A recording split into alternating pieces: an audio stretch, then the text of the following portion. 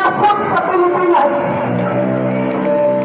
From Luzon, Visayas, and Mindanao. Lord, every cities, every municipalities, every province, every barangay, we are declaring that this Jesus Christ, who died on the cross of the Calvary, will reign, Lord. Magahari, magahari, magahari, noon magtuot, noon mag-atinan, noon mag-isibo, noon mag-ihap, noon mag-buhat, tungod ka ang nasib sa Pilipinas, iyan ni Cristo Jesus.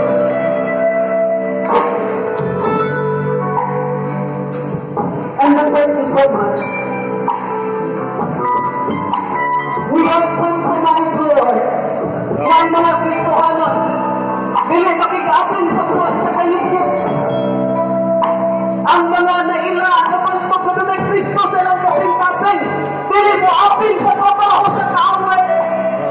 But they will stand firm, Lord, in the words of God, through the name of Jesus, being Jesus reigning in the Philippines. Salamat po, Diyos. Not just the Philippines. Our partner country in Israel. We know for sure that if from your word says, those who bless Israel shall be blessed too. With that, Lord, na naglis na may panalangin karon sa Israel.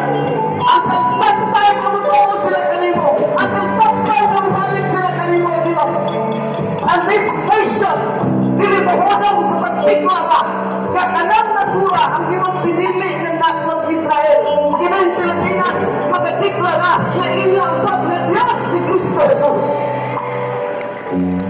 Thank you, Lord, panalimpi ka na ng nason. So, nagipalimutan sa nagdahan kayong mga kaaway. Lord, mong ibandira ang kanaunan sa panahang kaaway sa mga Israeli. Even the newly elected Prime Minister, Benjamin Netanyahu. So we pray, we lift to you up his leadership. Ang lahat ng tanang panangin, it should be Holy Spirit inspired. Amen. And it will result, Lord, na mabuhol o kuila ang mga Israeli yan kanimo. Indeed, Lord, we have to declare that this Philippines and Israel is of Jesus Christ. Israel is the Jews is for Christ, the Filipinos is for Christ, and we are one of them, Lord. Thank you so much sa iyong buhay. Kung hindi mo pang buhaton, our declaration in the name of the Father and of the Son and of the Holy Spirit. Amen. You may be seated in the presence of the Lord.